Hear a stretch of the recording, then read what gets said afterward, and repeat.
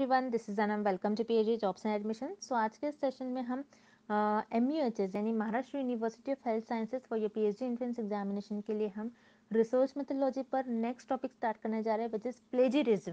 Plagiarism in research important topic है। Exam में इस टॉपिक से आपको एग्जाम में कंपलसरी एक क्वेश्चन पूछा जाता है, तो आपको इस सेशन को अच्छी तरीके से देख लेना है। उसी के साथ साथ मैं आपको बता दूं, आपके MUHS यूनिवर्सिटी का जो पीएचडी एंट्रेंस एग्जामिनेशन है आपका 30 एंड 31 अगस्त को कंडक्ट करवाया जा रहा है। तो इसके लिए आपको पेपर पैटर्न पता होना चाहिए। तो मैं आपको बता दूं, आपका टोटल पेपर में आपको 100 MCQs पूछा जाता है। जो आपका पेपर जो होता है दो पार्ट्स में डिवाइडेड होता है, पेपर 1 एंड पेपर 2। पेपर 1 में आपको 50 MCQs पूछा जाता है रिसर्च मेथोडोलॉजी से रिलेटेड। पेपर 2 में आपको 50 MCQs पूछा जाता है आपके सब्जेक्ट से रिलेटेड, यानी जिस भी सब्जेक्ट में आप पीएचडी कर रहे हो।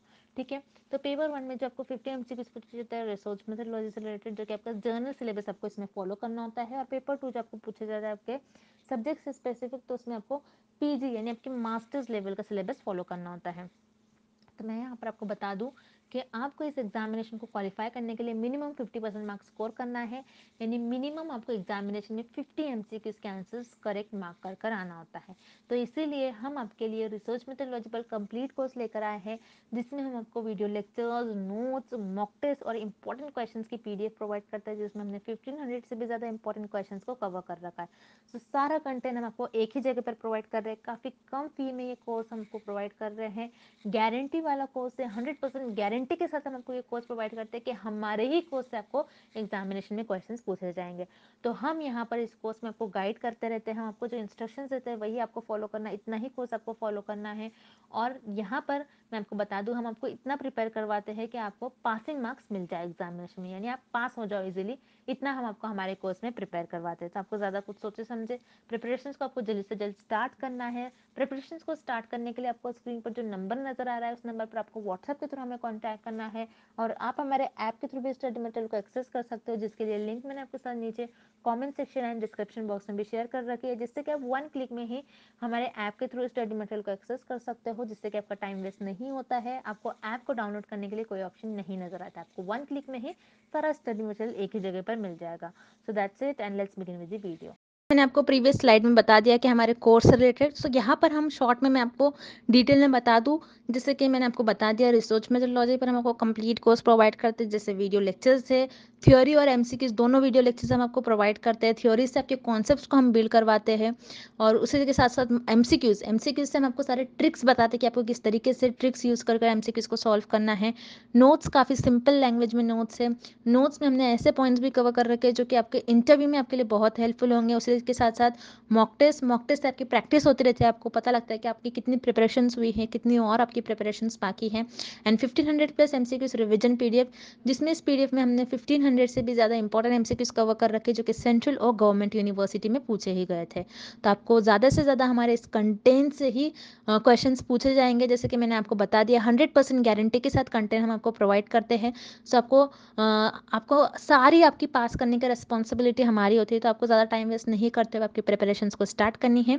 स्क्रीन पर दिए गए नंबर पर आपको व्हाट्सएप के थ्रू हमें कॉन्टैक्ट करना है, नॉर्मल कॉल इस नंबर पर नहीं लगेगा, याद रखिएगा, व्हाट्सएप के थ्रू हमें कॉन्टैक्ट करना है। और आप हमारे ऐप के थ्रू भी स्टडी मटेरियल को एक्सेस कर सकते हो। सो ऐप को एक्सेस करने की लिंक मैंने आपके साथ comment section as well as description box में भी प्रोवाइड कर रखी है, जिससे कि आप 1 क्लिक में ही वहाँ से हमारे ऐप के पर 1 क्लिक पर से ही हमारे स्टडी मटेरियल को एक्सेस कर पाओगे। So that's it and let's begin with the video. First question, a text taken from a source is placed in a research report without providing reference is called। इस question में हमें एक definition given है और हमें find out करनी है कि ये डेफिनेशन किस ऑप्शन की डेफिनेशन होगी। ओके, सो इस डेफिनेशन में हमें गिवन है कि अगर आप आपके रिसर्च रिपोर्ट में किसी और रिसर्चर का टेक्स्ट या फिर इंफॉर्मेशन यूज कर रहे हो विदाउट प्रोवाइडिंग रेफरेंस, सो उसे हम क्या कहते हैं। सो this is the definition of plagiarism. So plagiarism क्या होता है कि अगर आप आपके रिसर्च में कोई और रिसर्चर का इंफॉर्मेशन टेक्स्ट यूज कर रहे हो, तो आप उस रिसर्चर और उस ऑथर का नेम प्रॉपर मेंशन नहीं करते हो, तो उसे हम कहते हैं plagiarism. So remember students, plagiarism ये रिसर्च में एक अनएथिकल प्रैक्टिस होती है। आपको रिसर्च में प्लेजरिज्म परफॉर्म नहीं करना है, बिकॉज अगर आप रिसर्च परफॉर्म कर रहे हो, सो आप आपकी रिसर्च में किसी और रिसर्चर का डेटा और इंफॉर्मेशन यूज करते हो, सो आपको उस रिसर्चर का प्रॉपर नेम साइट करना होता है। ओके, देन यहाँ पर आपका ऑप्शन बी गिवन है ऑप्टिमिज्म। ऑप्टिमिज्म मीन्स लाइफ में हैप्पी और पॉजिटिव रहने को ऑप्टिमिज्म कहते हैं। ओके, सो यहाँ पर आपका ऑप्शन बी इनकरेक्ट हो जाएगा। देन ऑप्शन सी आपको गिवन है परफेक्शनिज्म। सो परफेक्शनिज्म क्या होता है कि हर चीज को, हर वर्क को परफेक्टली परफॉर्म करने को कहते हैं परफेक्शनिज्म। ओके, सो अगेन यहाँ पर ऑप्शन सी भी आपका इनकरेक्ट हो जाएगा because this is not the definition of perfectionism, this is the definition of plagiarism. So आपका यहाँ पर ऑप्शन ए करेक्ट हो जाएगा। Next question, when a student finds synonyms for the author's language while keeping to the same general structure and meaning of the original, this comes under students। इस question में हमें एक example given है और हमें find out करना है कि ये एग्जाम्पल किस प्लेजरिज्म का एग्जाम्पल होगा। ओके, सो हमको यहाँ पर एग्जाम्पल ये गिवन है कि एक स्टूडेंट है और उस स्टूडेंट्स ने किसी ऑथर का, किसी रिसर्चर का टेक्स्ट एज इट इज लिया है और उसका स्ट्रक्चर और मीनिंग तो सेम है, बट वहां पर उस स्टूडेंट्स ने कुछ माइनर चेंजेस किए, मींस कुछ वर्ड का सिनोनिम्स यूज कर लिया।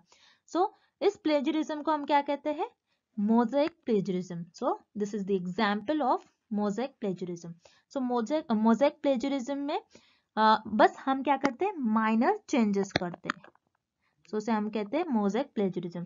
जैसे यहाँ पर एक स्टूडेंट है, स्टूडेंट्स ने कुछ ऑथर का, रिसर्चर का टेक्स्ट यूज किया है बट उसका स्ट्रक्चर और मीनिंग सेम है और उसने कुछ वर्ड का सिनोनिम यूज कर लिया है।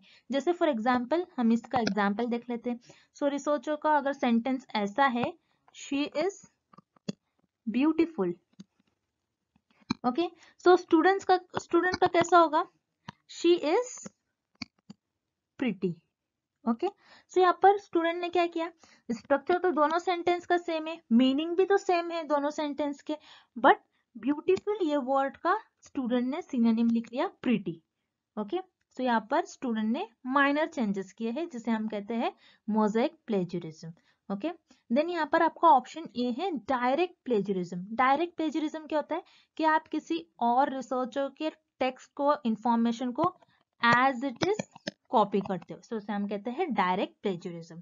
सो यहाँ पर आपका ऑप्शन ए इनकरेक्ट हो जाएगा। Then option B accidental plagiarism. Accidental plagiarism क्या होता है कि आप गलती से कुछ बार आप भूल जाते हो, किसी और रिसर्चर का आप इंफॉर्मेशन लिखते हो, उसको साइट करना भूल जाते हो, प्रॉपर साइट नहीं कर पाते हो। ओके, सो आपसे मिस्टेक होती है, बाय मिस्टेक आप क्या करते हो? साइट करना भूल जाते हो रिसर्चर का नेम, सो उसे हम कहते हैं एक्सीडेंटल प्लेजरिज्म। सो यहाँ पर आपका ऑप्शन बी भी इनकरेक्ट हो जाएगा। Then option D self plagiarism. Self plagiarism क्या होता है कि आप आपका खुद का ही वर्क बार बार यूज करते हो रिसर्च में without citing, without referencing. Okay, so आप क्या कर रहे हो यहाँ पर? You use your own work. Okay, so उसे हम कहते हैं सेल्फ प्लेजरिज्म। सो यहाँ पर आपका ऑप्शन डी भी इनकरेक्ट हो जाएगा। So yes, this is the example of mosaic plagiarism. So यहाँ पर आपका ऑप्शन सी करेक्ट हो जाएगा। Moving on to the next question, plagiarism where writer changes a few words in the original text of another is known as। इस question में हमें एक definition given है और हमें फाइंड आउट करना है ये डेफिनेशन किस ऑप्शन की डेफिनेशन होगी। ओके, सो ये डेफिनेशन में हमें गिवन है कि अगर आप ओरिजिनल टेक्स्ट से, आप ओरिजिनल टेक्स्ट लेते हो और उस टेक्स्ट में कुछ फ्यू वर्ड्स चेंजेस करते हो और कुछ वर्ड को रीअरेंज करते हो, सो वो उस प्लेजरिज्म को हम क्या कहेंगे? सो उस प्लेजरिज्म को हम कहेंगे word switching. So this is the definition of word switching. So word switching में आप क्या करते हो? किसी और रिसर्चर का इंफॉर्मेशन टेक्स्ट लेते हो और उस टेक्स्ट में कुछ वर्ड्स को चेंज करते हो और सेंटेंस को रीअरेंज करते हो और मेंशन करते हो। सो ये आपका कहलाता है, ये प्लेजरिज्म आपका होगा word switching plagiarism. Okay, then आपको ऑप्शन ए गिवन है direct copying. Direct copying means आप एज इट इज कोई रिसर्चर का, किसी रिसर्चर का टेक्स्ट इंफॉर्मेशन को एज इट इज आप कॉपी कर रहे हो, सो ये भी प्लेजरिज्म होता है, but for this question this is not the correct answer. Okay, then आपको ऑप्शन सी गिवन है पैराफ्रेजिंग। पैराफ्रेजिंग क्या होता है? किसी और रिसर्चर के वर्क को अपने ओन वर्ड्स में आप डिस्क्राइब करते हो, सो उसे हम कहते हैं पैराफ्रेजिंग। अगेन यहाँ पर ऑप्शन सी इनकरेक्ट है। So यहाँ पर this is the definition of word switching. Option B here is the right answer. Next question. The Latin word which is understood as the origin of the word plagiarism is. इस question में students हमें ये given है कि plagiarism जो word है ये एक लैटिन वर्ड होता है और लैटिन लैंग्वेज में प्लेजरिज्म इस वर्ड का मीनिंग क्या होता है। सो लैटिन लैंग्वेज में प्लेजरिज्म इस वर्ड का मीनिंग होता है प्लेजरियस। सो यहाँ पर आपका ऑप्शन ए करेक्ट हो जाएगा। सो स्टूडेंट्स इस क्वेश्चन में आपको कुछ ज्यादा याद रखने की जरूरत नहीं है, बस आपको इतना याद रखना है कि प्लेजरिज्म इस वर्ड का लैटिन लैंग्वेज में मीनिंग होता है प्लेजरियस। ये एक फैक्ट बेस्ड क्वेश्चन है, इसमें आपको कुछ समझना नहीं है, बस इतना याद रखना है। ओके, प्लेजरिज्म इस वर्ड का लैटिन लैंग्वेज में प्लेजरियस मीनिंग होता है। तो यहाँ पर आपका ऑप्शन ए करेक्ट हो जाएगा। Next, while researching your paper you come across an article that contains a persuasive paragraph arguing your point of view. You rewrite the paragraph in your own words. This is called, इस question में हमें एक definition given है और हमें find out करनी है definition किस ऑप्शन की डेफिनेशन होगी। सो इस डेफिनेशन में हमें ये गिवन है कि एक रिसर्चर है और वो रिसर्च पेपर देख रहे हैं। सो उस रिसर्च पेपर में उनको एक ऐसा पैराग्राफ मिला जो उनके पॉइंट ऑफ व्यू से मैच कर रहा था। सो उन्होंने क्या किया, वही पैराग्राफ को अपने ओन वर्ड्स में डिस्क्राइब कर लिया। सो इसको हम क्या कहते हैं, पैराफ्रेजिंग। सो पैराफ्रेजिंग क्या होता है, किसी और रिसर्चर के वर्क को या फिर इंफॉर्मेशन को अपने ओन वर्ड्स में डिस्क्राइब करने को हम पैराफ्रेजिंग कहते हैं। So remember students, paraphrasing research में एक्सेप्टेबल है। अगर आप पैराफ्रेज कर रहे हो तो आपको बस एक ही चीज का ध्यान रखना है कि आपको प्रॉपर रेफरेंस करना होगा कि आपने किस रिसर्चर का इंफॉर्मेशन और टेक्स्ट लिया है। अगर आप विदाउट पैराफ्रेजिंग, आप विदाउट रेफरेंसिंग, विदाउट साइटेशन आप पैराफ्रेजिंग कर रहे हो, दैट मीन्स वो आपका प्लेजरिज्म कहलाने लगेगा। ओके, तो यहाँ पर आपका ऑप्शन बी करेक्ट हो गया। देन आपका ऑप्शन ए गिवन है वर्ड स्विचिंग। वर्ड स्विचिंग जैसे हमने देखा था कि किसी और रिसर्चर के टेक्स्ट को, इंफॉर्मेशन को लेना और कुछ वर्ड को चेंजेस करना, उसको कहते हैं word switching. For this question option A is not correct. Then option C आपको गिवन है direct copying. Direct copying means किसी और रिसर्चर के टेक्स्ट को, इंफॉर्मेशन को proper as it is copy करने को हम कहते हैं डायरेक्ट कॉपिंग। सो यहाँ पर आपका ऑप्शन सी भी इनकरेक्ट है। सो इधर यहाँ पर आपका करेक्ट ऑप्शन हो जाएगा option B, paraphrasing. Next, the act of presenting someone else work और idea as own is consider as. इस क्वेश्चन में हमें एक सेंटेंस गिवन है और हमें फाइंड आउट करना है ये सेंटेंस किस ऑप्शन से रिलेटेड है। ओके, सो यहाँ पर आपको इस क्वेश्चन में गिवन है कि आप किसी और के वर्क और आइडिया को जब अपना बना लेते हो तो हम उसे क्या कंसिडर करते हैं, प्लेजरिज्म। सो प्लेजरिज्म का मीनिंग ये होता है कि किसी और के वर्क, किसी और के इंफॉर्मेशन को अगर आप अपना बना लेते हो तो उसे हम कहते हैं प्लेजरिज्म। देन आपको ऑप्शन बी गिवन है एकेडमिक डिसऑनेस्टी। यस, अगेन यहाँ पर ऑप्शन बी भी करेक्ट है आपका, बिकॉज आप किसी और के वर्क को अपना बता रहे हो, दैट मीन्स आप यहाँ पर झूठ बोल रहे हो। सो झूठ ये भी एक क्या होता है, डिसऑनेस्टी। आप यहाँ पर ऑनेस्ट नहीं हो, तो यहाँ पर आपका ऑप्शन बी करेक्ट हो जाएगा। So here correct option is option C, both A and B are correct. Next question, which one of the following is not considered as plagiarism? इस क्वेश्चन में हमें फाइंड आउट करना है कि कौन सा ऑप्शन प्लेजरिज्म से लिंक्ड और कनेक्टेड नहीं है। ओके, सो यहाँ पर हम देखते हैं ऑप्शन ए हमें क्या गिवन है, making use of work another and misprint as it's your own. जैसे कि हमने देखा था प्लेजरिज्म ही होता है कि किसी और के वर्क को अपना बताना, उसे ही हम प्लेजरिज्म कहते हैं। सो यहाँ पर option A, this is about plagiarism, but इस क्वेश्चन में हमें फाइंड आउट करना है which is not considered as plagiarism, that's why आपका ऑप्शन ए इनकरेक्ट हो जाएगा। देन आपको ऑप्शन बी गिवन है paraphrasing too closely to the original text. जैसे हमने देखा था पैराफ्रेजिंग, पैराफ्रेजिंग क्या होता है कि किसी और रिसर्चर के वर्क को अपने ओन वर्ड्स में लिखना। सो यहाँ पर आप क्या कर रहे हो, paraphrasing too closely to the original text means original जो टेक्स्ट है आपने कुछ हद तक वैसा ही सेम लिखा है। ओके, सो अगेन पैराफ्रेजिंग ये भी प्लेजरिज्म के अंडर आता है, दैट्स व्हाई आपका ऑप्शन बी भी इनकरेक्ट हो जाएगा। देन आपका ऑप्शन सी गिवन है आपको drawing content from another work and adapting it with due acknowledgement. So यहाँ पर आपको ऑप्शन सी करेक्ट है, बिकॉज आपने किसी और का कंटेंट और वर्क अगर लिया है रिसर्च में, सो आप उसको एक्नॉलेज करते हो, मीन्स आप उसका प्रॉपर नेम मेंशन करते हो, आप उसका रेफरेंस करते हो, आप उस ऑथर का नेम प्रॉपर साइट करते हो। So this is not come under plagiarism. So यहाँ पर आपका ऑप्शन सी करेक्ट हो जाएगा। Drawing content from another work and adapting it with due acknowledgement. Okay, next question, can multiple submission of a work be treated as plagiarism? So इस question में हमें find out करना है कि अगर आप बार बार अपने सेम कंटेंट को अलग अलग जगह सबमिट कर रहे हो, क्या वो प्लेजरिज्म कहलाएगा?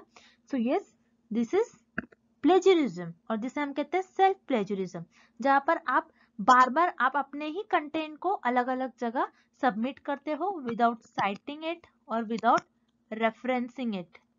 सो इसे हम कहते हैं सेल्फ प्लेजरिज्म। सो ये भी एक टाइप का प्लेजरिज्म है। सो यहाँ पर आपका ऑप्शन ए करेक्ट हो जाएगा, yes. Next, which of the following acts constituent plagiarism? इस क्वेश्चन में हमें फाइंड आउट करना है कौन सा ऑप्शन रिलेटेड है विद प्लेजरिज्म। ओके, सो यहाँ पर आपको ऑप्शन ए गिवन है, presenting others work as own, किसी और के काम को अपना बताना, this is known as plagiarism. That means आपका यहाँ पर ऑप्शन ए करेक्ट है। Then option B, paraphrasing without citation.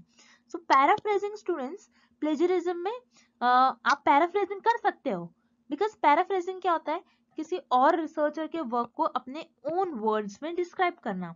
But अगर आप उसको साइट नहीं कर रहे हो, उस प्रॉपर उस ऑथर का या फिर उस रिसर्चर का प्रॉपर नेम मेंशन नहीं कर रहे हो, तो ये आपका प्लेजरिज्म हो जाएगा। दैट्स व्हाई यहाँ पर आपका ऑप्शन बी भी करेक्ट होगा। Then option C, quoting others work without quotation mark.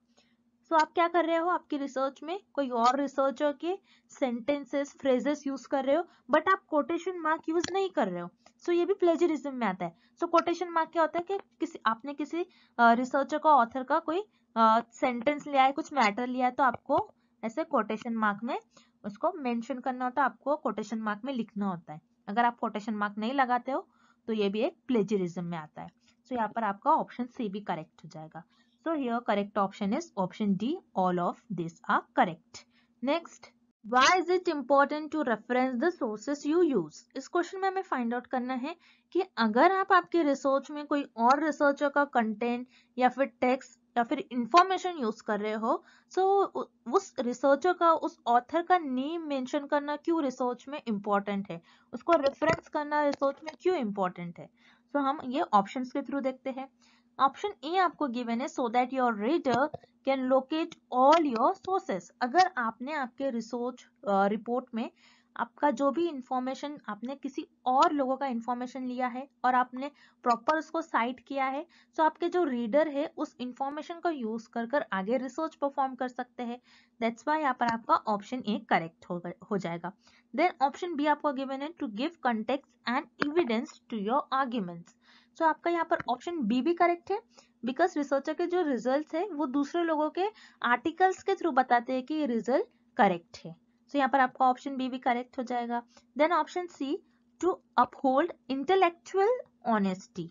सो यहाँ पर आपका ऑप्शन सी भी करेक्ट है, बिकॉज अगर आप आपके रिसर्च में फिर रिसर्च आर्टिकल में आपने किसी और रिसर्चर का इंफॉर्मेशन यूज किया है और आप उसको प्रॉपर उस रिसर्चर को, उस ऑथर का नेम मेंशन कर रहे हो, उसको रेफरेंस कर रहे हो, सो इससे ये पता चलता है कि आप एक अच्छे और ऑनेस्ट रिसर्चर हो। और रिसर्च में एक ऑनेस्ट रिसर्चर बहुत मैटर करता है, जिसको हम कहते हैं इंटेलेक्चुअल ऑनेस्टी। तो यहाँ पर ऑप्शन सी भी आपका करेक्ट हो जाएगा। So your correct option is option D. All of these are correct. So students, I hope the concept of plagiarism is clear to everyone, and thank you for watching this video.